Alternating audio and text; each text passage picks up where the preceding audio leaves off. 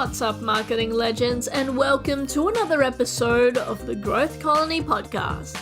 I'm producer Liza from X Growth to tell you that each episode we bring in B2B leaders to chat about how you can achieve those everyday wins in the marketing world. Whether you're new to the B2B game, working at a leadership level, or even just showing some interest, we know you'll love the episode. So wherever you are, get comfy and enjoy the show. Hi everyone, I'm Vinnie and with me is Shahin. Together, we're back for another episode of Growth Colony, where we talk to B2B marketers about their paths, focusing on success, but uncovering where things haven't always gone right so you can make better, more informed decisions on your own journey.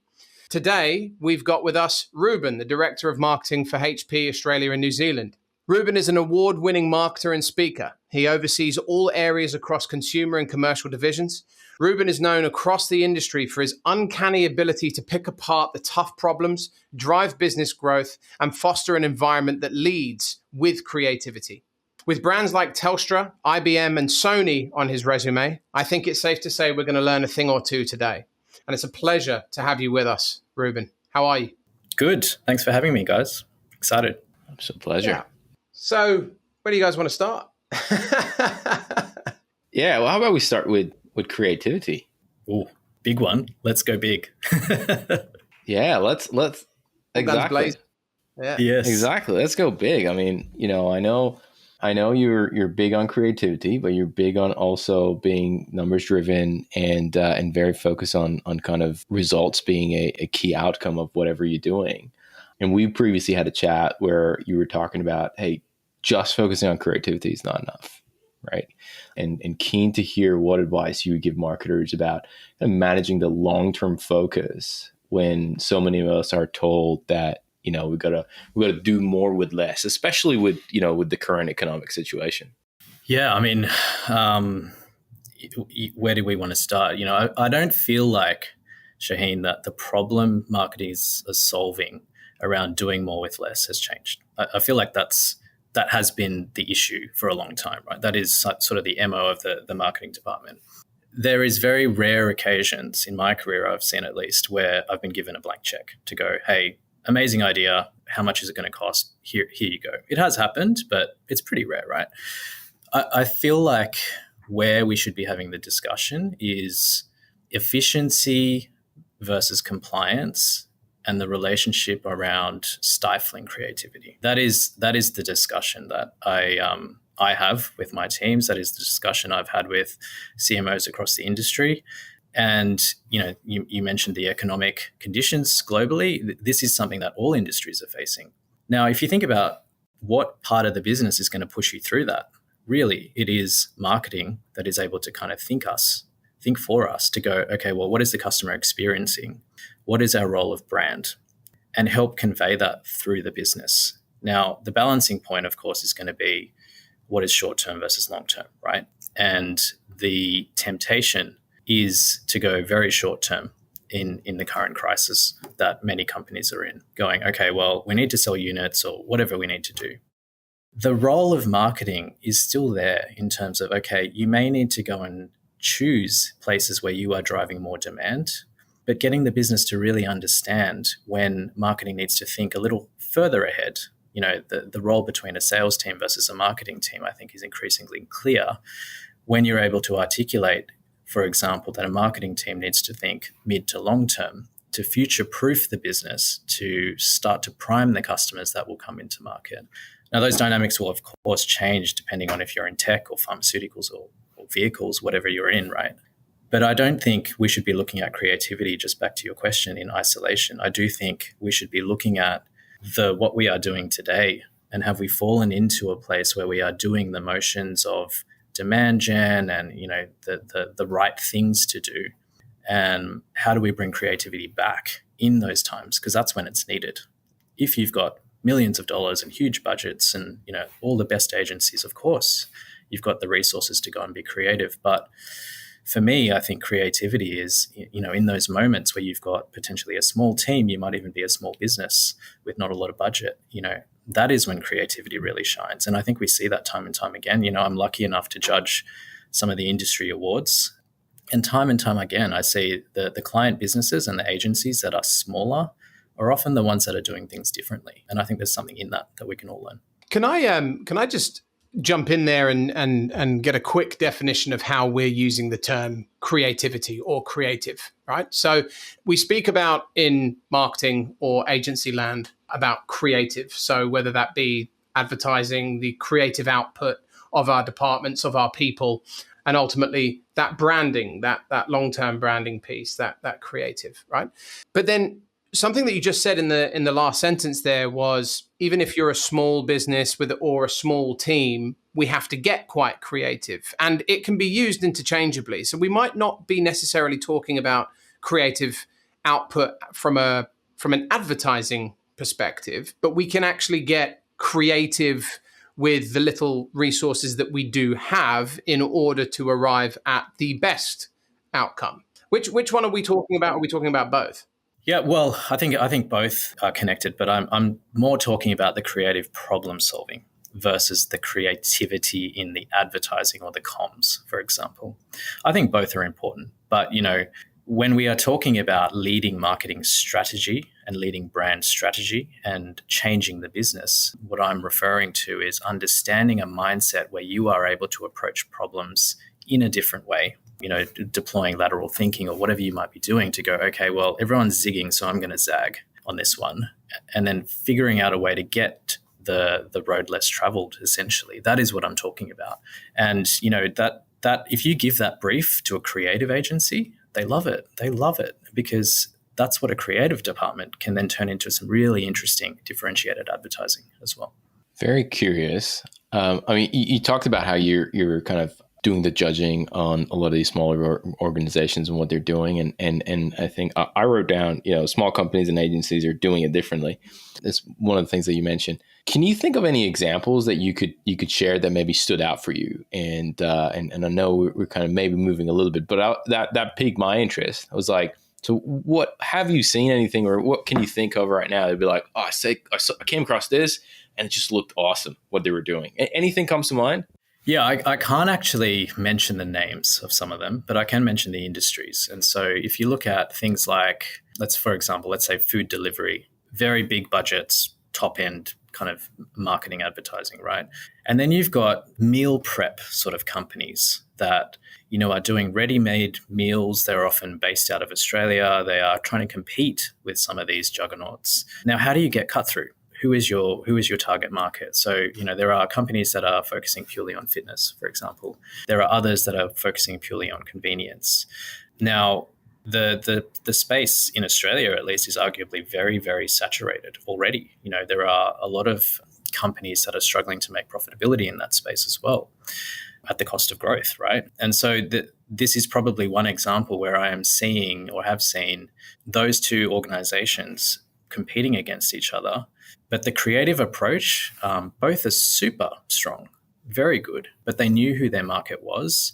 One is arguably, the larger organization is going for something a bit broader, and then the smaller company knows their niche. And, if you listen to any of the sort of the podcasters that are talking about businesses, a lot of them talk about niches or niche, as the Americans would say. But, they define the niche and then they go after that and with everything that they've got. And I think that's the differentiation that I see. The companies that are smaller are trying to figure out niche at a time versus going broad. And, at some point in time, you've got the resources and the ability to go a little bit broader. But the creativity comes from really understanding the niche, because you've got a specific customer or a specific insight that you're working to. You may not have all the marketing dollars. You've got to make selective choices. That is what I mean in terms of seeing the creativity come through.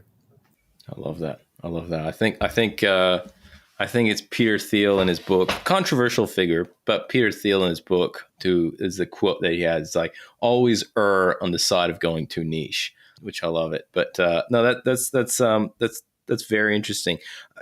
Vinny, what are your thoughts? I know you have a very strong creative background working in brand, and what are you thinking here? Well, I'm actually thinking of coming back to Ruben with a question around that last point on before I derail the conversation. Yeah, well, so Not at all. Why don't I just ask this question, and then maybe I'll share my thoughts. Not that I'm unhappy to share my thoughts, but I do have this question, which before I forget is that, so the examples that you gave there, Ruben, right? You're talking about focusing on the niche or the niche, depending on what country you're listening to us on.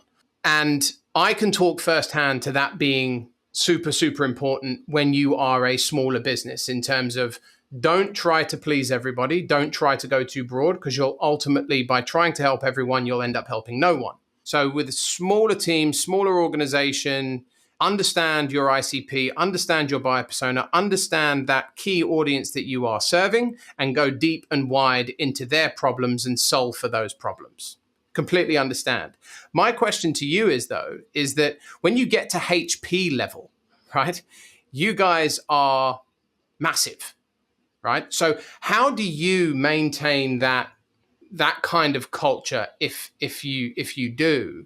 How can you maintain that kind of small startup, small business style culture in an organization as big as yours, with so many people reporting into you? That's the reason why I wanted to ask this question first, because I think it's so pertinent. And I'd be really interested to understand how.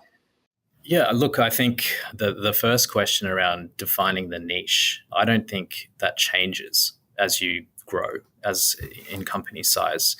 Obviously, once you get to a level that HP is at, where you've got multiple products, multiple categories, we make something for everybody at every price point. The temptation is to go, hey, let's always talk about everything all the time. I think where we end up doing that is when we are doing pure brand advertising. I would class that as pure brand advertising, building equity in the HP name, for example. The day-to-day of the realities of what we work through as a product marketing team, for example, when we launch new things, is we still need to make tough choices. We still need to go, hey, product team that are launching the product, unfortunately, we need to focus on this area because this is the one that is going to help us grow the business. And that needs to then fall into the way the marketing team works and briefs, right? I think the biggest thing within a bigger company is making sure that what you are doing and solving for is understood and aligned with everybody, because you've got many more stakeholders to work with. A small business is able to chop and change and be more agile, and that's great.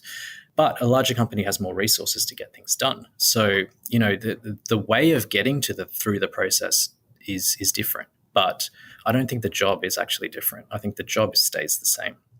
So that's really interesting. So for anyone that's listening, generally they're going to be in marketing, right? They're going to be from a different scaling size businesses, different parts of their career, et cetera, et cetera. But coming from someone with your stature, with the resume that you have, ultimately what I'm hearing is that no matter how big or how small, the first focus or the evergreen focus must always be to understand who it is that you're solving problems for, before you can get to a point where you're in a luxurious position to be able to go a little bit more broad. But even when you are able to go more broad, remember to come back and focus on that niche. Who and what are you solving those problems for? So I think that's, am I right in that summary? Absolutely. The one role I really think marketing can play in any business conversation, regardless of the business, is when you are deep in conversation, about quarterly results or whatever it may be. Marketing is the one that often talks about the customer. Where are our customers? Bringing through things like your NPS score or the product reviews, whatever you have available to you. It changes the conversation. It's very powerful stuff. And this is where, marketing has the resource, whether it's your CRM data or you've got a research team or whatever it is, use what you've got. No one disagrees with that statement when you talk about, hey, the customer impact score is going up or down. It's a fact. And that then sets you up in terms of the direction you want to go. And as I was saying at the start, there are times when you will need to be more short term. Of course, you've got to make those choices. And there are times that you need to do a little bit more brand advertising. You may consolidate a few different products, talk about a portfolio, whatever it is. I don't think the job is different. I think marketing's role is to be very clear in what we want to talk about. And often it's what we don't want to talk about. That's where a lot of the discussion has to happen. That's the internal sort of alignment stuff I was referring to as well. So let me ask you this then, right? So short term versus long term. So new person comes into the organization, or someone just gets a new job in no matter what size organization that they're in. They join a new team in marketing, and they have a bit of time in front of them in order to build that trust with the rest of their team. So sideways with the people beneath them and the people above them. They're boss of the team, but then also the C-suite, your CEO, CFO, et cetera, right? Irrespective of how big the organization. I know that what I'm about to say sounds very black and white, but for the purposes of this conversation, when it comes to short term versus long term, the way that I approach walking into previous jobs is, okay, I'm here and I'm in a particular position where I have to be able to show that some level of creativity, being a marketer, some level of creativity is going to benefit the business long term. There isn't necessarily anything that I can do right now that's going to take effect within the next 3, 6, 9, 12 months from a creative standpoint if I want to change what's already happening, which, by the way, based on the IPA effectiveness and System 1's report, probably isn't the best idea. But from a marketing standpoint, we are creative connectors, folk of language, right? And so brand marketing, therefore, or brand or advertising, ultimately for me falls in the long-term goal bucket. Whereas short-term, how can I build that trust with people above, to the side, and beneath me within the organization? How can I do that quickly? Short-term, would you agree that short-term thinking is probably more performance marketing? So taking more of a performance lens from a short-term and a brand lens from a long-term perspective. Yeah, I mean, broadly speaking, yes. Performance marketing, aka you need to deliver something in a short time frame, maybe it's 6 months or less, right? Yes. There are probably certain channels you would use for that as well, definitely. Yeah. And so I'm glad that there is that alignment in that question, because that's what I've been doing for the past however long. And so, that's good. But for advice for people that are listening to this, right? Listening to this very episode in terms of their career progression. If you are going into a new role, broadly speaking, if you think about what are some things that you can do to build trust pretty darn quickly within your new role with people above, to the side, and beneath you, focus on the performance marketing to begin with to get some numbers and be able to have that conversation in the language of the boardroom. So we're kind of moving into P&L. We're sort of moving into how is this impacting the bottom line, that kind of thing. You see where I'm going with this? Yeah, I think so. If you're sort of saying, Vinny, that you should be doing some performance marketing if you're new in the role to get some runs on the board, essentially, right? Well, you should be thinking more short term when you first get in. And if performance marketing is one of those things, then that's a good place to start, right? Yeah, I think ultimately, and you probably learn this as you get more senior, and I've been doing this for a long time at this point, but what is your plan that you're going to do personally when you start a new job? What is your development plan? That should start from day one. How are you going to show what you're capable of? You were hired for a reason, right? Like, you got the job, so congratulations. Now what? Now you've got to go forward. But I do think you've got to start with figuring out what the job is. Because if you're coming in and they're like, hey, I don't have a brand set up, you're not going to go, oh, well, let's do some performance marketing. Like, that's not the right thing. But if it's a let's say it's a company that has a brand set up, it's just launched a new product, they need to stimulate whatever it is. Yes, in that case, some performance marketing would make sense. But I think the more important point you touched on is showing the metrics and getting clear alignment on what you're going to do in terms of the plan, the success, whether you're using OKRs or whatever you're doing, right? It's, what are those key results you're going to show and indicating the time frame. I think it's also very important to do that across the entire business. So, you might be a junior marketer and you might go, oh, well, the CEO is, 4 or 5 levels up from where I am, and I can't really talk to them. Well, ask your boss or your boss's boss, build those relationships, obviously. And how do you start to showcase some of your ideas? I think that the biggest thing, if you're a junior marketer, is not sharing enough. And And, confidence comes over time, but ideas can come from anywhere, right? And this is sort of taking us back to the creativity thing. Some of the best ideas come from the youngest in the team, the ones that have just started, because they have a super fresh perspective that you simply cannot have if you've been at a company for a while, right? Like, you lose it. And so think about the gifts that you have as a new starter. Think about the skills that you were hired for, and set the plan based on the job to be done. Like, it sounds simple. I know it's hard to do, but yeah, that would be my advice for sure. On the note, when it comes to measuring, I want to go back to that point, right? Because that becomes really critical. If you're someone new, you starting an organization, how are you going to measure this and basically show impact? My question is, if you're looking at you talked about, you might be measuring it through OKRs, you might be measuring it through different mediums, whatever it is.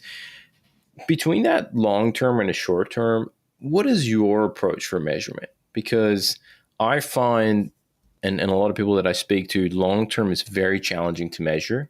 And short term, performance marketing, and one of the reasons performance marketing got so popular was because, hey, look, we're going to pump this much money in, and we're going to get this much out. Fantastic. Business leadership, CFO, they love that. Great. I can directly connect this to one another. What are your thoughts in terms of measurements? Again, you touched on OKRs. How do you approach that measurement of long term and short term?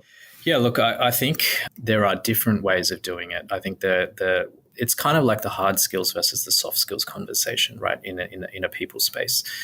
The long-term measures are often more difficult to pin down in terms of a metric.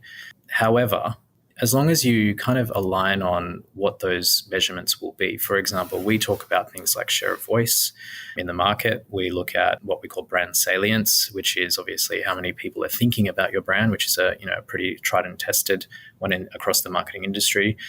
Preference or consideration, that helps you build an indication of how many people are looking or in market at any point in time. And then you can get very complicated around this, but really those are the basic ones. What time frame do you measure that, Ruben, against? Well, at least by a half. I feel they don't move as quickly. 6 months. By 6 months. 3 months at a time is a little bit difficult to really see some movement in that. And then really it's looking back, year on year. If you're lucky enough to have some of the tools that allow you to do that, the good thing is there are increasingly cheaper, more democratized tools that allow you to go and do this, on a per month sort of cost basis versus the sort of more old school, go and do a research piece, et cetera, right? Super expensive. So it is more open to more people, but, all those tools are well and good, but you've got to have those measures in place. For me, it comes down very simply to, are people thinking about your brand? The people that are thinking about your brand, when are they looking for you? AKA, when are they in market? Because your sales cycle is going to be different to mine, for example, right? And my consumer sales cycle is very different to my commercial enterprise sales cycle. Very different. But we measure the same brand metrics on the long term. Are they thinking about us? Salience, message recall, for example, and this takes us back into the consistency conversation, the system one piece. Are they talking about the same things that we are talking about when they think about our brand? Because if they are, that means our message is cutting through and it's starting to sink in, right? And the more consistent you are with that, the more likelihood you are able to phase in and out when people are in and out of market. If you're constantly chopping and changing, of course your brand recall is going to take a hit because you decided to put a new brand platform in at 6 months and then you did it again at 9 months and then you did it again at, that sort of thing, versus a company that is able to be stable, for lack of a better word, that, year in, year out has the assets that are distinctive to that brand that people know, that are compounding over time in your memory. So that finally, 5 years down the track, when I need a new laptop, I'm like, oh, actually, HP, right? That's the point. The short-term measures, to your point, are very, very different. They are specific to a product or a launch or a campaign, whatever it might be. And it's often business-driven. It is about showing performance, to Vinnie's point. Completely different set. We tend not to intermingle, although we do use brand metrics sometimes in the space of social, for example, because there are places where you can get a little more than just the intent signal. For example, search, very much an intent signal. You don't get a lot of brand resonance out of it, right? But social, there are conversations happening. And so you can get both of those when you measure it the right way. So it sort of differs in the place you're playing, I think. But, you've got to have the right measures in place for the brand. I don't think that changes B2B or B2C. I don't think it changes by industry. Building a brand is something that happens in our mind. The more you understand that, the better. The performance metrics will change, because if you're driving subscriptions versus selling boxes, or you're driving a services business, the performance metrics are very different. Ruben, one of the things that we have talked about previously is the P&L and the importance of that, and the understanding of that for marketers. How do you go about connecting some of these long-term activities to line items in P&L? Is that, you go and say, we are looking at increasing our share of voice from, by 5 points. And for that, we're going to be investing, this much money. And at the end of the 6 months, we're going to come and see whether we're there or not, or do take a different approach. Because I think I want to come back to the P&L conversation of like how you actually built that skill, because I think that's an also important conversation, something that doesn't come natural to marketers. But from talking to the CFO perspective, how do you approach it from that side? Yeah, I mean, I think we had this chat when we first met a little bit as well. It's speaking the language of the business. That's essentially the way I describe it. And it's interesting when you talk about this sort of topic in a marketing forum. It gets a lot of resonance, because I think marketers do have a habit of falling into the jargon trap. And, jargon is great. If, between the three of us, we can jargon all day. Love good jargon. Yes. Yeah, we can jargon all day, because we kind of know what we're talking about in this circle of marketing speak, right? As soon as you kind of take that out of context into someone that is the CFO, for example, if you are talking too much jargon, and this goes both ways, by the way, imagine a finance person talking in jargon to us, you don't get the engagement. You often get the impression that marketing is spending a lot of money, but I'm not getting the understanding of what it's actually driving for me in my metrics. That's ultimately what it comes down to. And so when I talk about speaking the language of the business, it is first understanding the business goal, business objective, which is different fundamentally to the marketing objective. It has to be. This is often mixed in a brief, for example. The marketing job to be done is different to what the business job is. One should support the other. And so if the growth objective for the business is share, for example, or the growth objective is profit, well, how does the marketing work help to support that? And I think it comes back to the question from Vinnie is, how do you be selective in what you're targeting, who you're targeting to? Are you, for example, if you're going for profit, are you focused on the places of the business, growing the business and promoting those areas that are profit driving? Those are the questions we should be asking ourselves as we interrogate a problem that we need to help solve for the business. And then I think, the P&L conversation. So spending time to understand the numbers, super important. It is a skill that marketers must have, not just, from an analytics point of view of clicks and media. We've got those skills. We spend half our time in spreadsheets. We know what to do, right? So go and apply that in a different context, because if you're able to talk about the business numbers, if you're able to sit in those meetings with the business team, you're able to have those conversations actively on, where do we need to cut back or pull forward, or, what do we need to do here versus there? That is where you build the trust. That is where you build the respect. And ultimately, that's where, once you've built those things, you're going to get the creative freedoms, right? Which is what we all want. We want that creative freedom, but they're only going to give that to you. They're only going to, let you in for the funding conversation or whatever you need to be doing. Once you go and show, hey, I know what your problem is. I know that I'm here to help. I know that if I do this action, it's going to help me grow the business. So let's go and do this together. And these are the KPIs, and this is how we're going to measure it. And this is the short versus the long, the whole thing, right? It all kind of comes into the one strategy. But it's a learned skill, I would say. It doesn't come naturally, to your point. It is something that I think, as you get more senior, of course, you're involved in more of those meetings. But I was trying to get into those meetings when I was much younger and, starting. And You I naturally don't think gravitated towards some of those. You naturally gravitated to wanting to take an active involvement in those more P&L, boardroom, C-level discussions when it came to market business, right? And that's rare. That's rare for marketers. Well, yeah, maybe. I think maybe I was just a nosy young marketer trying to figure out how to get more funding. I don't know, but it was something that I figured out that helped me. That was, okay, well, how do I go and be in those conversations with the teams that are designing, bringing in, forecasting the products, doing the sales, all that sort of stuff, because it gives you a rounded perspective, which you simply can't get if you're just sitting in your marketing circle. And that's very important. 100%. One of the things that I like to do, whether it's my own business or if it's a business that I've got a job in, I always like to ask that the first 2 to 3 weeks I spend completely away from marketing. So I might spend a couple of days in sales, a couple of days in finance, a couple of days in product, a couple of days in, supply chain, whatever. What that does is I find, if I'm allowed to do that, some people have turned around and gone, absolutely not. You're here to do a marketing job. Get back in your box.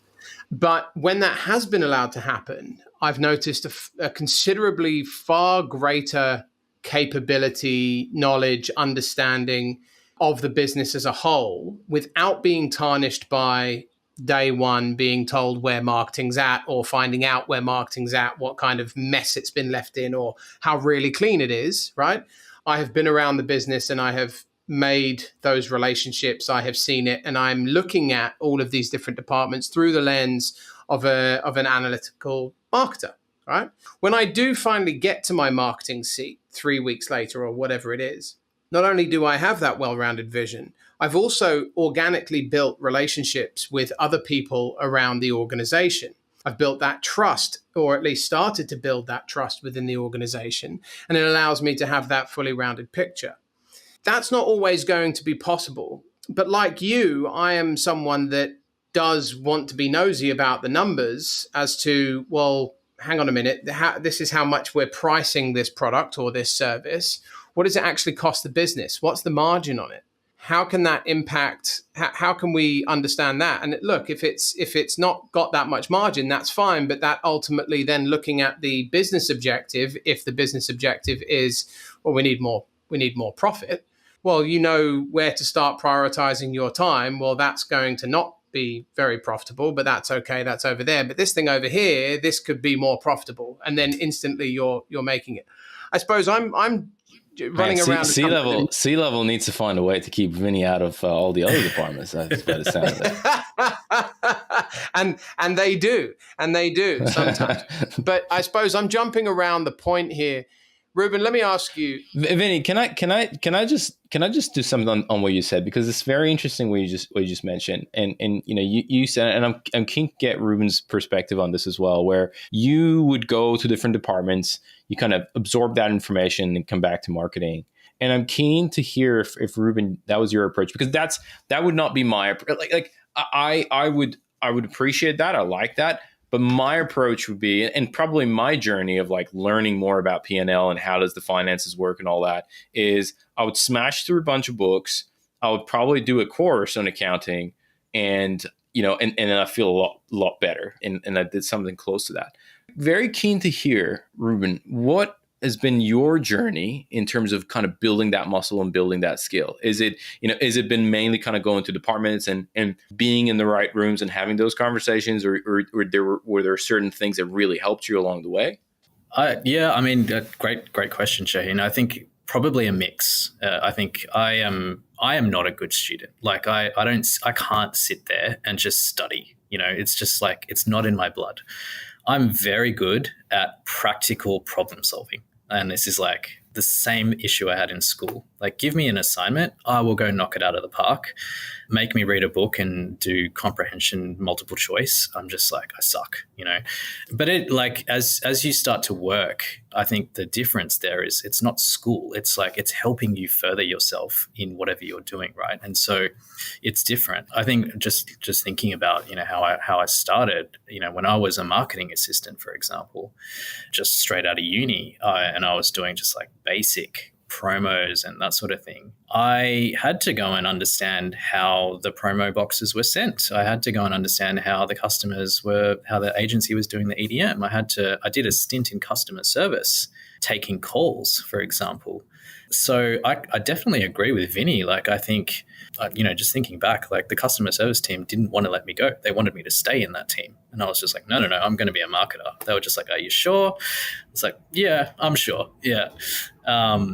But like now that I did that stint, it only, you know, we're talking about compounding growth. Like it's a personal thing as well. Like all these experiences start to add up. I also did a stint as a product manager, and I was running, you know, the P&L. I was figuring out how to forecast products. And I remember telling my boss at that time, hey, I'm going to be a marketer. Can I apply for the marketing role in the company? And he was like, why would you want to do that for? You know, you're very good at the product management stuff. And I at the time, like I liked product management at the time, but it wasn't really the place I wanted to be. And I knew that. But looking back, I'm like, wow, I'm glad I did that. You know, now I understand not everyone's going to have those sorts of different experiences as a formal role. But I do agree with Vinny that if you can go and spend time and you can, you know, we call it shadowing at HP, if you can go and shadow someone and understand what they are going through and, you know, what their role is and how they look at things, do a secondment if you've got that available to you. That's always great, you know, 3 or 4 months at a time, and really getting into that role, and then do the learning stuff at the same time, because you're able to apply it every single day. And so I'm like a massive fan of like audio books and that sort of stuff. So I will have that going and I will go, okay, well, that's really interesting. I'm going to go apply that. That's really interesting. I'm going to go and apply that. A finance book, I don't know, I can't really get through it. You know, I struggle with that stuff. But when the numbers are in front of me and I'm working on it and I understand how it's changing the business, like that excites me. And so I think learning is so personal to you, right? Like there's no right or wrong way. But yeah, I think it was a mix of the two for me, definitely. Do you think marketers as an animal are wired completely different than that of the rest of any kind of organization? Marketers as animals. I was just trying to think what that's the title of Vinny's book, by the way. Yeah, it's coming out. There's some marketing going on right now. Okay. Are we wired differently? I think, yeah, fundamentally we are. I think we are. And I think, you know, the other question I often get is, you know, is there a difference between a performance marketer and a brand marketer? And I think essentially we're the same in the end. You know, the way we do things, you know, performance marketers, you know, you can argue are a little bit more analytical in some places and that sort of thing. But we are wired the same. We tend to be problem solvers, marketers. We tend to not always, you know, try and find the most creative approach, but we are the ones that are often exciting the business or inspiring the business on doing performance things a different marketers. way.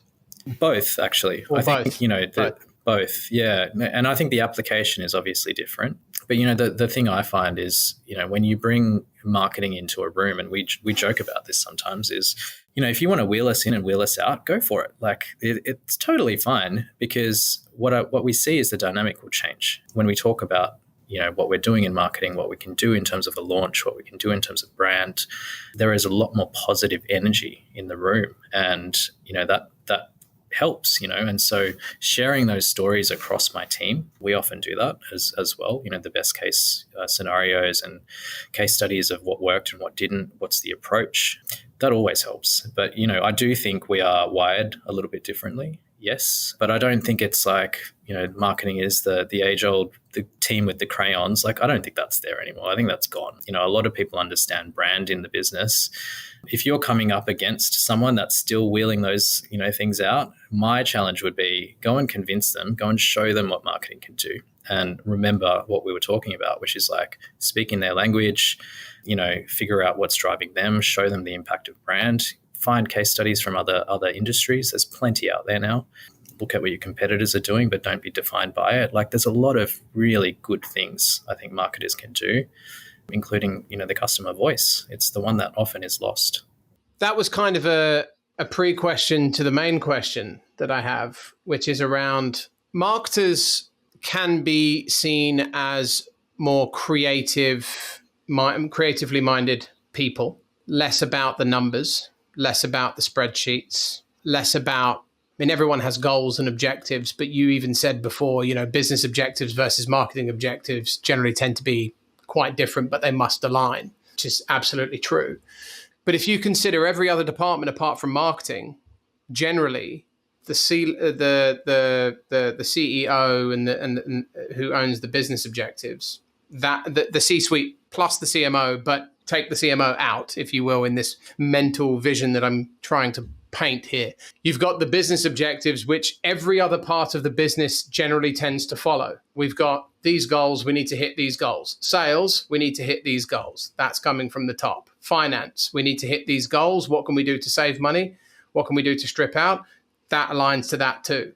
Whereas marketing is kind of over here, and we generally tend to think differently. And I wonder, when we think about the goals that come from higher up, and I'm not talking about any particular company in this instance, but goals from the higher up on outside of marketing are generally through a short-term lens from a performance standpoint, whereas marketing, if thought about from a branding perspective only, is more of a long-term lens. And so herein lies the dichotomy, which is where marketing/advertising, more often than not, is one of the first things to go when money is looking rather quite tight. Where am I hot? Am I cold with some of these things in terms of what it is that I'm saying? Yeah, I think, yes. I would disagree that marketing is always given short-term objectives based on the business objectives. I don't think that's necessarily true, because I do think all businesses should have a long-term vision and plan. Because there are things. And I think the businesses that do take into account marketing is a good thing do have that long-term view, whereas ones that don't appreciate marketing/advertising perhaps don't. Yeah, potentially. I don't think it's just even advertising. I think it is really understanding long-term the value proposition that you're building for whatever customer market you're going after. That takes time. That takes refinement.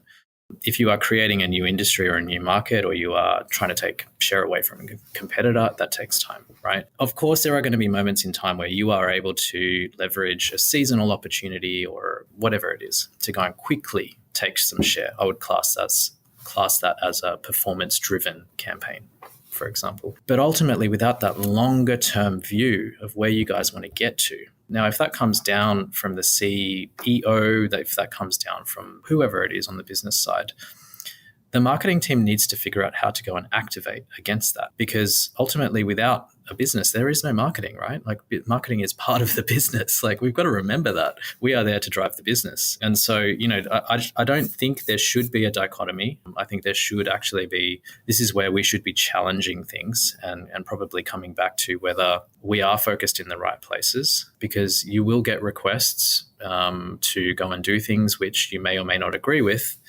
Those are the conversations you should be having. Challenge means somebody cares. Marketing shouldn't be blindly just executing. I don't believe that's the role of marketing. Marketing should be challenging in the right places in those business conversations. Our role is also to help form some of those long-term visions. This is where a CMO or a chief, customer officer is increasingly starting to take shape, right? You are seeing that transition because people are recognizing that, hey, the CMO is beyond just advertising. It is not just a comms role.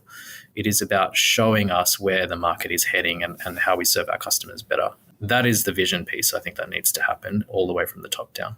I think that's such a great point. And I think to Vinny's point, where you probably see this more often is in smaller organizations and in organizations where the leader does not necessarily have a strong grasp over marketing. I mean, with companies that are ASX listed or they're, Fortune 500, you don't see that problem, right? But if it's a smaller company and the leadership message is we need immediate results, which tends to be for smaller companies, it becomes really challenging to focus on brand. Let's do some rapid fire questions, Ruben. What do you say?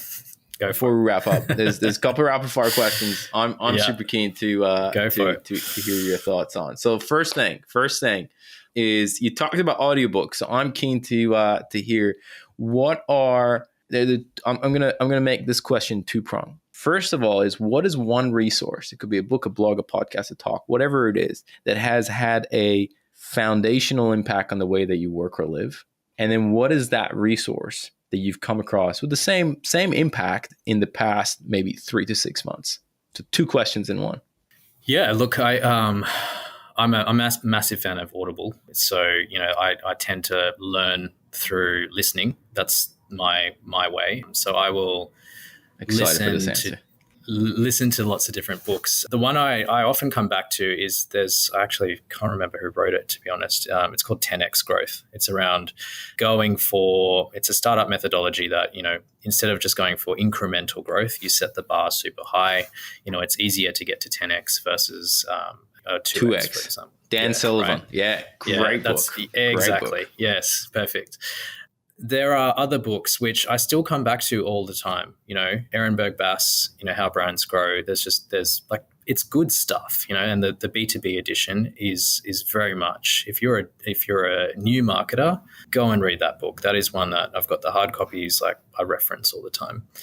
And this is where a lot of the methodologies are coming around. They are talking about distinctive assets and all that stuff that came from them. This is good stuff from a foundational perspective.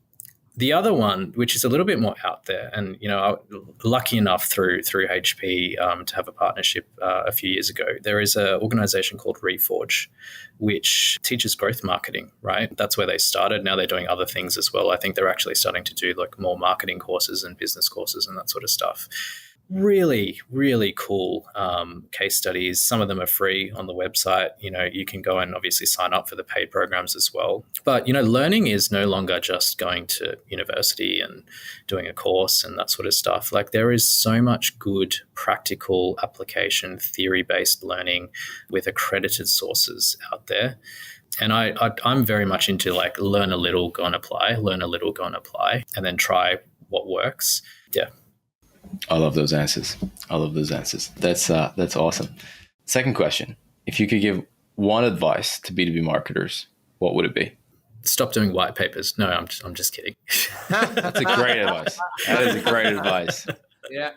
I'm just kidding. No, it's... And then gating them. And then gating them. And then gating them. Yeah, exactly.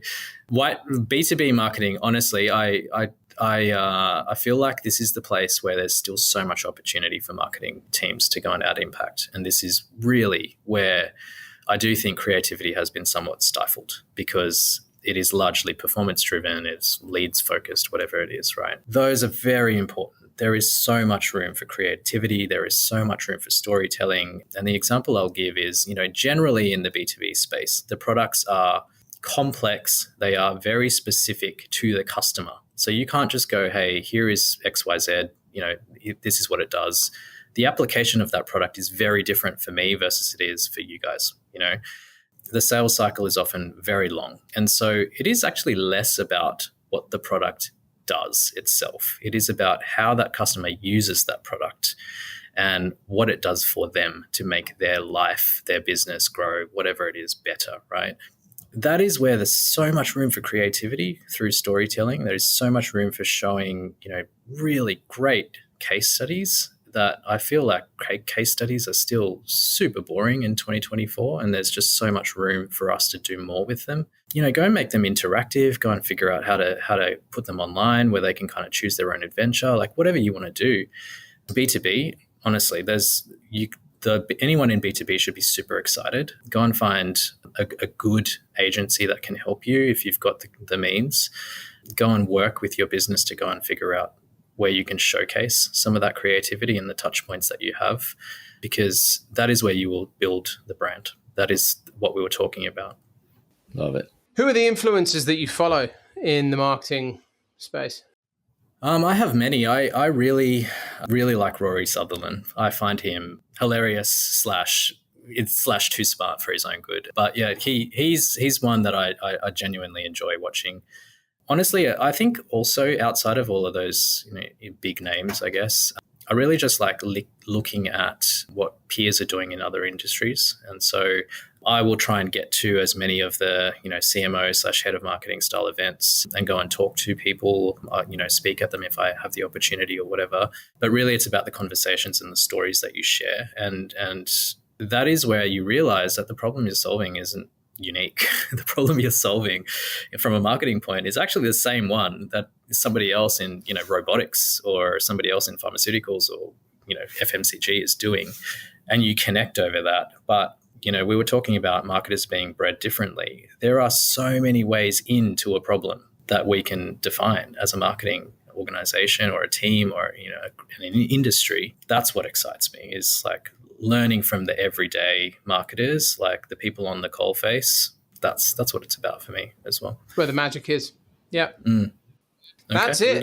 That's a wrap. No, it was a great chat. Easy. Great chat. Oh, good. Want to say, I really enjoyed this chat, and I'm sure Vinny shares the same thing. But yeah, really, really appreciate it. I mean, I'm a big.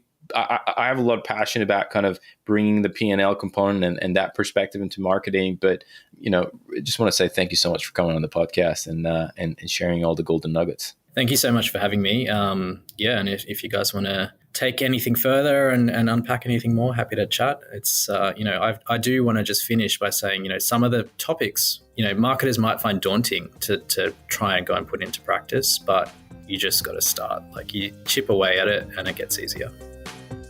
Today's episode of Growth Colony was produced by Liza Maywald and Alexander Hipwell. It was edited by Dave Samito with additional editing by Liza Maywald and music arrangement by Liza and Alexander. Special thanks to Tina Wabe. We couldn't make this show without you. This episode was hosted by Shahin Hoda and Vinnie Romano.